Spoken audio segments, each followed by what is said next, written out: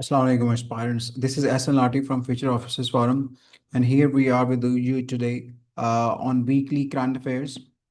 And this is part of our regular session, and we tend to upload weekly current affairs on YouTube as well. So, from these lectures, not only you will be able to prepare current affairs for your any kind of one paper exams, but also in addition to that, you'll also be able to learn different GK extracts, the different GK information that we could possibly extract from newspaper. और उसके अलावा जो on top of that, I'll be adding many GK related points which are very important from PPSC and PMS point of view. So these lectures will not only help you stay updated with different events and different news happening all over the world and in Pakistan, but will also help you prepare for many upcoming exams. And this will be done uploaded on weekly basis, covering all the past previous 7 days. So we have with us starting from 1st June Monday. On Monday, we came to know about European Commission Vice President and Foreign Affairs Representative Kaja Kallas. She arrived in Pakistan on EU strategic dialogue. अच्छा, पाकिस्तान और EU के दरमियान जो strategic dialogue होता है, it is basically not just about defence. We usually treat strategic as something synonymous with defence only and military only. ये जो dialogue होता है, it is a broad dialogue जिसके अंदर ट्रेड रिलेटेड टर्म्स, जिसमें people to people contact, जिसमें foreign policy related चीज़ें भी, आपस में जो रिलेशंस बेहतर करने के लिए कोई भी चीज़ है वो डिस्कस की जाती है. और ये यूरोपियन यूनियन कमीशन की जो वाइस प्रेसिडेंट है वो यहाँ आई हुई है. Coming back to European Union, please keep in mind कि यूरोपियन यूनियन जो है वो आपके 1993 में बनी थी, alright, under Treaty of Maastricht. लेकिन its roots can be traced back to European coal and steel community of 1951 and especially the World War II, which ended in 1945. Reasons: after the Second World War ended in 1945, European nations got set together and decided कि we're not going to have another war on our continent. और इस war को avoid करने के लिए वो regional integration की तरफ move किया और international organizations कई एक जो रीजनल मॉडल है वो अप्लाई करने की कोशिश की, जहाँ पे इन कंट्रीज ने डिसाइड किया कि हम आपस में मिल बैठ के अपनी किसी न किसी तरीके से अपनी इंटीग्रेशन बेहतर करेंगे, एक दूसरे के ऊपर इंटरडिपेंडेंस बढ़ाएंगे, ताकि हम एक दूसरे के खिलाफ वॉर को एज अ टूल यूज़ ना कर सकें. और वही रिजल्ट ये है कि फिर 1993 में we had European Union for the first time, जिस पे करंटली 27 मेंबर स्टेट्स हैं. वी ऑल नो कि वन ऑफ दीज स्टेट्स 28 थी पहले, एक उसमें से निकल चुकी है जिसका नाम है UK after Brexit back in 2016. तो ये आपकी जो 1993 में यूरोपियन यूनियन बनी, इसके ऊपर डिफरेंट बॉडीज है. उसमें से एक बॉडी है यूरोपियन यूनियन की कमीशन, जिसके वाइस प्रेसिडेंट पाकिस्तान है. इसकी of course Ursula von der Leyen है, आपकी जो प्रेसिडेंट है वो इसकी उर्सुला वॉन डेर लेन है. तो इससे आपके यूरोपियन यूनियन से रिलेटेड काफ़ी एमसीक्यूज तैयार हो जाने चाहिए, 4 to 5 point. This is how will be extracting GK related information from current affairs, alright. तो ये जो स्ट्रेटेजिक डायलॉग है, एंगेजमेंट है, ये स्टार्ट हुई थी 2019 में between Pakistan and European Union, and this has been going on. इससे रिलेटेड एक और चीज़ याद रखिएगा कि इस स्ट्रेटेजिक डायलॉग के अंदर Pakistan has been given GSP plus status as well. इस डायलॉग के थ्रू पाकिस्तान का जो जीएसपी प्लस स्टेटस है उसको भी गेज किया जाता है. GSP stands for generalise system of preferences. इसके तहत होता क्या है कि पाकिस्तान की products, let's say this is we have with us Pakistan, alright, जो पाकिस्तान की प्रोडक्ट्स हैं और जो आपकी यूरोपियन यूनियन की जितनी स्टेट्स हैं, we export anything to European Union, there shall be no duties at all. कि किसी किस्म की नो ड्यूटीज नहीं होंगी, किसी किस्म की टैक्सेस हमारी प्रोडक्ट्स के ऊपर नहीं लगेंगे अगर वो यूरोप पाकिस्तान से यूरोपियन यूनियन जाते हैं. वन सिंपल आंसर, ये one simple reason for that is basically GSP plus status जो पाकिस्तान को मिला हुआ है. What Pakistan needs to do in return to this और इन रिप्लाई टू दिस, वो पाकिस्तान ने कुछ ह्यूमन राइट्स से रिलेटेड चीज़ें मेंटेन करनी है. For example, Pakistan has to make sure that there is no child labour, और ख़वातीन एम्पावरमेंट होती है, और certain democratic credentials Pakistan fulfil करता है, तो उसके बदले Pakistani products can have duty free access to. This is for many other developing countries including from Asia and Europe, के जहाँ पे यूरोपियन यूनियन इन कंट्रीज़ को ये कहता है कि अगर आप ये करें. सो this is about all about पाक ईयू स्ट्रेटेजिक डायलॉग. और ये 8th राउंड इसका हुआ है 2019 से अभी तक ये चल रहा है. It was recently held in Islamabad. Then the next news we have is about Israel. Israel ने क्या किया है, historic Beaufort castle in Lebanon वो कैप्चर किया है for the first time since 1982. So this is an important castle. ये एक UNESCO के हेरिटेज साइट्स में से भी है. ये आपके सामने इसकी फोटो भी, ये हेरिटेज साइट्स में से भी है.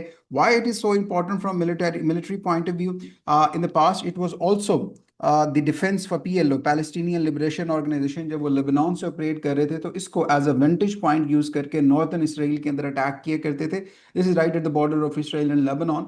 और राइट इसके साथ जो लिटनी रिवर है वो फ्लो करता है। और सेकेंडली 1982 में जब इसराइल और लेबनान की पहली डायरेक्ट वॉर हुई थी, उससे पहले भी एक वॉर हुई थी, लेकिन this was the first great war जिसमें फिर उन्होंने बेरूत को कैप्चर भी कर लिया था, लेबनान की कैपिटल को।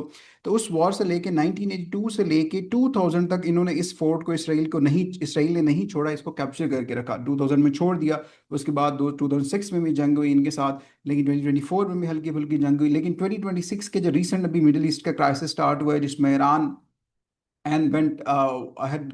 Iran and USA and Israel are at war with each other. इसमें Lebanon is also part of that war. तो लेबनान जो है, उस लेबनान जो पार्ट, लेबनान की पर्टिकुलरली एक मिलिटेंट ऑर्गेनाइजेशन है, वो इसमें इसराइल के खिलाफ लड़ती है, जिसका नाम है हजबुल्ला। तो ये इन्होंने रिकैप्चर कर लिया इसराइल ने for the first time since 1982। और इसकी जो तारीख है इस कैसल की, that goes way back, not just to Israel's capture in back 1982, बल्कि सुल्तान सलाहुद्दीन अय्यूबी ने जब पहली दफ़ा फ़लस्तीन को फतह किया था इन 1187। तो 1187 के बाद अगले कुछ टाइम जो है वो उन्होंने कोशिश की थी इसी कैसल को कैप्चर करने की। और फिर उसके बाद इन्होंने he succeeded in capturing this castle due to its military point of view. याद रखिए कि मिलिट्री के अंदर जो हाई लोकेशन होती है, this is very important from strategic point of view, कि वहाँ से आपके पास पूरी ग्राउंड फोर्सेस का व्यू होता है। You can locate those forces long before they arrive, और उनको ईजिली टारगेट करना भी वहाँ से आसान होता है। बट याद रखिएगा, इसराइल का अपने नेबरिंग टेरिटरीज कैप्चर करने की उसकी पुरानी आदत है, लेकिन that has been happening for many years ever since Israel was created. 1948 की वॉर में उसने कुछ एरियाज कैप्चर किए, नॉट जस्ट पैलेस्टाइन, पैलेस्टाइन के अलावा इजिप्ट के एरियाज वो कैप्चर कर चुका है। इजिप्ट का जो फेमस एरिया उसने कैप्चर किया था, बाद में उसने वापस कर दिया, that is Sinai peninsula, just in the east of Red Sea. Sinai peninsula बड़ा फेमस, ये वो इजिप्ट की टेरिटरी है जो कि एशियन कॉन्टिनेंट में आती है, बाकी इजिप्ट बाई कॉन्टिनेंटल है। Other than that it has also been able to capture Golan Heights. Golan Heights जो है वो internationally under the national law is a territory of Israel, लेकिन इट इज करंटली अंडर द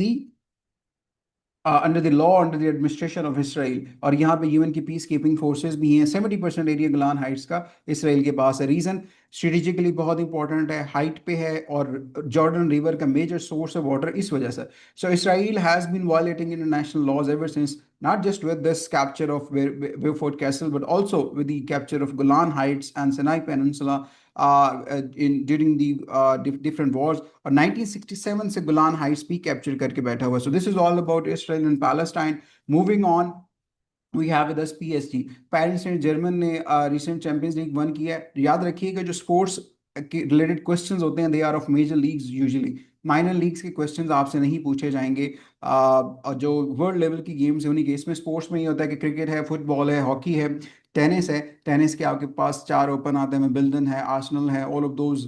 विंबलडन है, Australian है, Australian Open है, then we have US Open and French Open. उनमें से किसी एक का क्वेश्चन वो पूछ सकते हैं, मेल फाइनलिस्ट का या फीमेल फाइनलिस्ट का, उनमें से किसी एक चैंपियंस का या रनर अप का। तो सिमिलरली इसी तरह फुटबॉल के जो इंपॉर्टेंट चैंपियनशिप्स हैं उनका क्वेश्चन भी आपसे पूछा जा सकता है। In addition to that we have cricket with us. तो ये मुख्तलिफ डिफरेंट किस्म की स्पोर्ट्स हैं, उनके बेस्ट प्लेयर्स का और फाइनलिस्ट के लाजमी आपने नाम देखने होते हैं। सो ये जो फुटबॉल की चैंपियंस लीग है, इसकी जो मॉडर्न एरा स्टार्ट होता है वो 1992 से स्टार्ट होता है। इससे पहले क्या डिफरेंट था ऐसा, ये जो मॉडर्न एरा है 1992 से ऑनवर्ड, इसके बाद 32 टीम्स इसका हिस्सा होती हैं। और वो 32 टीम्स चैंपियंस नहीं होती डिफरेंट फुटबॉल की लीग्स की, बल्कि रनर अप्स भी होते हैं। लेट्स से एक स्पेन की लीग है, एक इंग्लैंड की लीग है, then we have one French league, then we have one Italian league. जितनी मेजर लीग्स हैं यूरोप की, उनके रनर अप्स और चैंपियंस 1992 से ऑनवर्ड्स इस चैंपियंस लीग के अंदर आके आपस में compete करते हैं for being the best team, ये बेस्ट क्लब इन यूरोप। और ये 1992 से इसको हम लोग कहते हैं मॉडर्न चैंपियंस लीग गिरा। इसके अंदर दो क्लब्स ऐसे हैं जो back to back titles win कर चुके हैं। The first was Real Madrid, it won 3 back to back titles, and the second one is Paris Saint Germain, जिसने दो बैक टू बैक टाइटल्स जीते 2026 में भी और 2025 में। इससे पहले 1992 से पहले काफी सारी टीम्स हैं जो मल्टीपल टाइटल्स जीत चुके हैं, but that is not considered modern champions league era football में, ये आपने याद रखना है। कमिंग टू 2 जून, हमारी गवर्नमेंट ने जो अपकमिंग बजट है उसके लिए 4% ग्रोथ एंड 9 मिलियन जॉब्स जो है ना, ये टारगेट सेट किया। ग्रोथ एग्जैक्टली किस सेंस में मेजर की जाती है? जीडीपी में। जीडीपी एक ऐसा फिगर है जो कि यूज किया जाता है by economist and countries in order to predict or in order to see कि how much of a growth a country has gone through in a certain time period, चाहे वो एक क्वार्टर का है, 2 क्वार्टर का है, ये पूरे साल का है। तो एक साल का जो हमने ग्रोथ सेट किया 4%। In simple lemon terms it simply like कि अगर इस साल हमने 100 रुपया कमाना है तो अगले साल हमने कम से कम 104 रुपये कमाना। I am telling this in terms of earning money because that is how we understand economics कि हम एक साल में कितनी इनकम अर्न कर रहे हैं। सो 104 का क्या मतलब है कि more money coming into your home means more spending means more creation of jobs. क्योंकि जब आप पैसा स्पेंड करते हैं, let's say you buy something in terms of mobile phones और लैपटॉप्स, या फिर आप क्या करते हैं, लेट्स से कपड़े ज़्यादा खरीदते हैं, तो उसमें क्या होगा कि उसकी डिमांड क्रिएट होगी, डिफरेंट इंडस्ट्रीज में भी उसकी मैन्युफैक्चरिंग ये वो चीज़ें स्टार्ट होगी। It all happens naturally in the market. Alright, so वहाँ पे जब ये काम होता है तो फिर ऑफ कोर्स वहाँ पे ज़्यादा जॉब्स क्रिएट होती हैं। So growth and jobs are interlinked. और अगर ग्रोथ हो रही है without creation of jobs, it means कि that growth is somehow not being put in a place where it should be. The growth is naturally responsible for creation of many jobs to accommodate new graduates every other year. तो एक healthy figure जो कहा जाता है कि developing countries को अगर उन्होंने अपने तमाम ग्रेजुएट्स को अकोमोडेट करना है, अपनी इंक्रीजिंग पॉपुलेशन को अकोमोडेट करना है, तो वो 6 to 7% की ग्रोथ है consistently.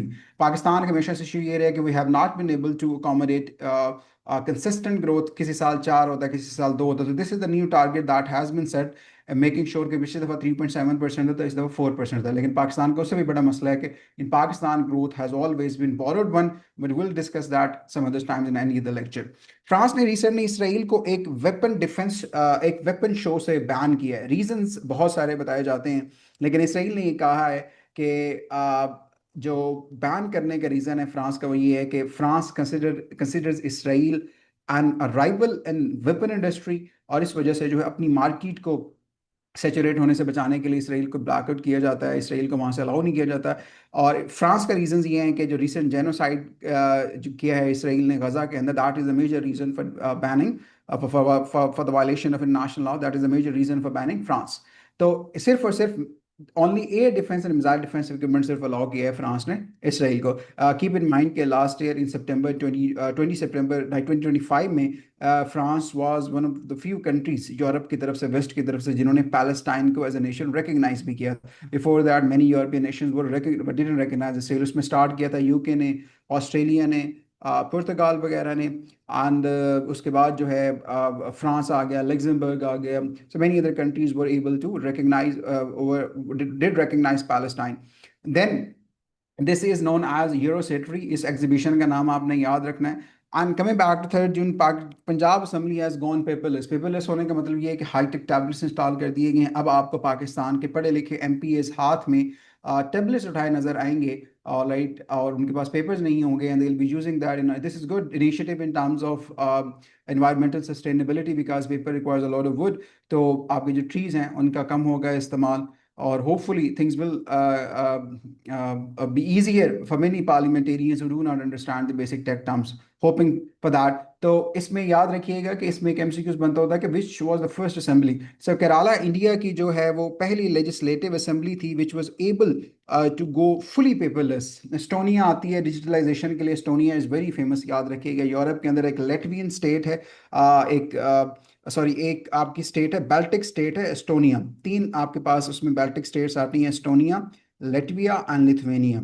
Alright, all of these were part of Soviet union till 1991. तो Estonia is famous for being digitalization of the governance in its country. Estonia is very famous. Estonia was one of those countries, लेकिन widely recognized Kerala Legislative Assembly जो है India के अंदर, it was the first assembly to go paperless. Then we have with us 172-kilometer motorway that is being built from Mansehra to Chilas. याद रखिएगा, आपने अगर late से मूव करना है from Mansehra to Chilas and onwards to Gilgit, there are 2 routes, the one via Kohistan, और दूसरा जो है बाबूसर टॉप से होता हुआ चिलास और फिर आगे गिलगित जाता है। इसमें जो मानसहरा वाला रूट है उसका ये है बेसिकली कि सॉरी, जो आपका कोहिस्तान वाला रूट है उसका ये है कि आपका जो कोहिस्तान वाला रूट है that is bit long, takes time and is sometimes unsafe as well. In comparison to that, जो बाबूसर टॉप वाला रूट है उसके प्रॉब्लम्स ये हैं कि it requires a lot of elevation covering in addition to being open for only 2 months. So that is the problem. इस वजह से जो है वो एक मोटरवे भी बिल्ड कर रहे हैं और एक 13.5 किलोमीटर लॉन्ग बाबूसर टनल बनेगी, जो कि if it's built, it will be the longest tunnel in country in Pakistan. Then we have with us UNGA president. हमारे पास यूनाइटेड नेशंस के 6 ऑर्गन्स हैं. We have 6 organs of UN with us. और उन 6 organs में से जो एक सबसे लार्जेस्ट मेंबरशिप वाला ऑर्गन है वो है United Nations general assembly. This is synonymous with that famous speech of president Imran Khan, जहाँ पे उन्होंने when he voiced raised his concerns for Kashmiri people and specially India's belligerent attitude in south Asia. तो ये UNGA के अंदर वो उससे आप याद रख लेंगे which kind of organ this is. 193 members हैं यूएनजीए के और 2 ऑब्जर्वर स्टेट्स हैं, पैलेस्टाइन और वेटिकन स्टेट. तो यूनाइटेड नेशन जनरल असेंबली का जो 81st सेशन, हर साल एक सेशन स्टार्ट होता है जो सितंबर टू सितंबर चलता है. पिछला सेशन सितंबर में 2025 सितंबर से स्टार्ट हुआ था, वो सितंबर 2026 में एंड हो जाएगा और उससे ऑनवर्ड जो है 81st सेशन चलेगा. याद रखिएगा पिछले जो 80th सेशन था उसके अंदर ये यूके हो गया, ऑस्ट्रेलिया हो गया, पुर्तगाल, फ्रांस, लग्जमबर्ग, इन्होंने पैलेस्टाइन को रिकग्नाइज किया था. उसके अंदर जो प्रेसिडेंट थी, हर साल इसका एक नया प्रेसिडेंट इलेक्ट होता है वाया इलेक्शंस. इस साल president foreign minister Khalil Rahman है, लेकिन last time it was Annalena Baerbock. और and that is where I leave you with the question कि पाकिस्तान की तरफ से कौन से ऐसे रह चुके हैं personality which has been the president of UNGA. एक कंप्लीट सेशन उन्होंने प्रिजाइड किए थे. What is the name of that person, mention the year as well as the session name, किस सेशन में से. फिर the next question is about Pope. पहली दफा कैथोलिक चर्च की हिस्ट्री में एक खातून को कम्युनिकेशंस डिपार्टमेंट का हेड मुकर्रर किया गया है वेटिकन सिटी में. Vatican is a landlocked city जो सिर्फ सीट ऑफ कैथोलिक चर्च है विद इन इटली, याद रखिएगा. और इसका जो करंट पोप है that is Pope Leo 14, which is second non European pope. इससे पहले जो है एक और शख्स भी नॉन यूरोपियन पोप था जो यूरोप के बाहर से आया था. पहला जो नॉन यूरोपियन पोप था जो बिल्कुल इससे पहले थे, pope Francis the famous, loved by many people for his compassion and kindness. Pope Francis थे जो कि इससे पहले थे, वो भी नॉन यूरोपियन थे, अर्जेंटीना से थे. ये जो हैं ये हैं ही अमेरिकन, ये भी नॉन यूरोपियन हैं. सो 2 recent popes have been of non European origin. तो इन्होंने पहली दफ़ा ऐसा किया है कि कम्युनिकेशन डिपार्टमेंट में एक खातून मारिया जो हैं उनको अपॉइंट किया है. She is basically Mexican born news executive, which is a very powerful position within Catholic, याद रखिएगा. And Pakistan and Italy have decided to abolish visas for diplomatic passports. There has been news surrounding this lately in couple of days, for the last 2 to 3 days. याद रखिएगा ये diplomatic passports के लिए किया गया है, not for the usual travels of common people. सिर्फ diplomatic passports के ऊपर किसी किस्म का वीज़ा नहीं होगा. This is a good initiative in terms of facilitating travel between officials of both countries. क्योंकि मसाइल बनते हैं. Like there is one incident that comes in my mind right now is of Shahid Khaqan Abbas Abbasi, the former Prime Minister of Pakistan, who was made to wait at the airport and was searched for, and it was a very ignominious of example of any official from any other country to be treated. He shouldn't have treated that way. So this is a good start for allowing, hopefully things would be better at the airport as well. Then we have United States, जिन्होंने नए tariffs propose किए हैं बाहर से आने वाले products के ऊपर. रीज़न क्या था कि United state was a champion of liberalism, जिसमें वो कहता था कि फ्री ट्रेड करनी चाहिए तमाम मालिक को आपस में. United States of west has been champion of liberalism. अब इशू ये था कि United States throughout these years has been doing that, placing minimum tariffs on any products coming from either from China or Pakistan or India or any other country for that matter. लेकिन उसको वो चीज़ retaliation में नहीं मिली. बाकी countries ने उस तरह के टैरिफ्स इम्पोज नहीं किए, बल्कि ज़्यादा टैरिफ्स होते थे. But since the arrival of Trump things have started to change. Trump ने रिटेलिएटरी टैरिफ्स लगाए और उन कंट्रीज को कहा कि आप भी टैरिफ्स के कम करें. उसके अलावा और भी बहुत सारे रीजंस थे कि किसी तरह जब मैं टैरिफ ज़्यादा लगाऊंगा तो जो इंडस्ट्री यूएसए से बाहर शिफ्ट हुई है it will come back and will bring jobs back मेरी कॉन्स्टिट्यूंसी में, मेरे इलाकों में, मेरे मुल्क में. So all of those reason. लेकिन टैरिफ्स का नुकसान होता है स्पेशली द बिजनेसेस. जो बिजनेसेस होते हैं जो बाहर ऑपरेट कर रहे होते हैं उनके लिए उनकी प्रोडक्ट्स किसी भी और मुल्क में भेजना मुश्किल हो जाता है, जिसमें जो ट्रम्प का फैसला है it will of course create problem for those people, for those countries जिनकी प्रोडक्ट्स ऑलरेडी बड़ी मुश्किल से बिकती हैं, जिनको कंपैरेटिव एडवांटेज नहीं होता बल्कि प्राइस की वजह से कंपैरेटिव एडवांटेज होता है. जब वो उनको नहीं मिलता तो it becomes very difficult for these countries to have these exports. और वो एक्सपोर्ट्स पता है आपको मच नीडेड फॉरेन क्या कहते हैं उसको फॉरेन एक्सचेंज लेके आते हैं which is then used to import different kind of products. जैसे पाकिस्तान उसको use करता है in order to import oil and different kind of food products that are not produced in Pakistan. So this is very important. And India is likely to order more than 2 billion worth of military drones. All right. So drone war, the war of drones. This is something which how I like to say it, क्योंकि इसने war को बिल्कुल change करके रख दिया. You saw in the 4-day war between India and Pakistan a couple of years back, a year back in 2025, आपने देखा कि छोटे छोटे drones थे which were coming into Pakistan, and Pakistan also launched those drones in retaliation. And then there was statement couple of days back from Israel जिन्होंने Lebanon को blame किया कि वहाँ से जो है वो छोटे छोटे drones आते हैं which are very cheap. So what drones exactly have done is basically they have made the war very cheap. These are not those big kind of drones that USA used to use to hunt down terrorists in Pakistan, जो drone attacks होते थे या फिर और उस तरह के. These are very cheap drones which can carry a very little weightage of ammunition, और छोटे छोटे tanks को या individual soldiers को जो है ना वो target कर सकते हैं, जहाँ पे आप face to face आने की बजाय directly इन drones को use करते हैं उनको capture कर सकते हैं. हिजबुल्लाह को blame किया इसराइल ने भी. So this has made war very cheap and very difficult to defend क्योंकि इनको आप easily spot नहीं कर सकते through radars as well. So India is shifting towards that way. और 2 billion worth of military drones उन्होंने कहा है कि इस साल हमने जो है वो order किए from local industrial suppliers. और जीबी के chief election commissioner Raja Shahbaz Khan उन्होंने ये अनाउंस किया कि elections will be held, local government elections will be held on August 2. पर याद रखिएगा 7 जून को उनके जनरल असेंबली इलेक्शंस भी हेल्ड किए जाएंगे, असेंबली के elections. Coming to Gilgit Baltistan and Azad Jammu and Kashmir, याद रखिएगा ये वो दो रीजन्स हैं which are mentioned in Constitution of Pakistan only in one of those articles.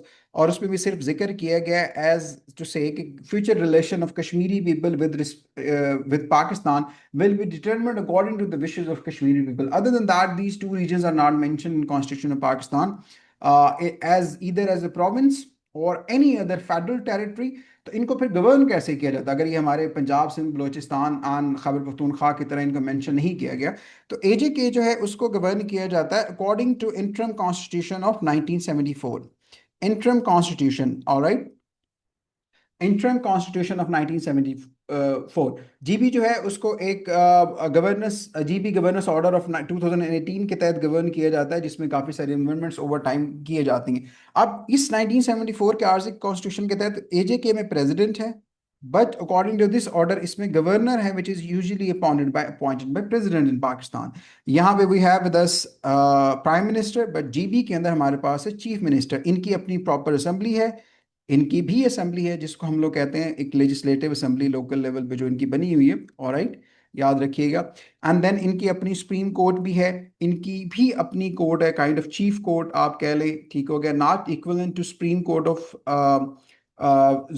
Of Azad Jammu and Kashmir, but does hold a significant influence in announcing decisions with respect to legislative matters of Gilgit-Baltistan Legislative Assembly. तो आप देख सकते हैं कि Gilgit Baltistan is govern separately from Azad Jammu and Kashmir. और ये दोनों के दोनों रीजन अपनी इंटरनल मैटर्स में काफ़ी हद तक ऑटोनमस हैं. AJK is more autonomous than Gilgit Baltistan, लेकिन एक्सटर्नल मैटर्स में जिनमें इनके फॉरेन अफेयर्स आता है या डिफेंस आता है एक्सेट्रा या कम्युनिकेशन आता है, all of their matters are basically overseen by Pakistani federal government.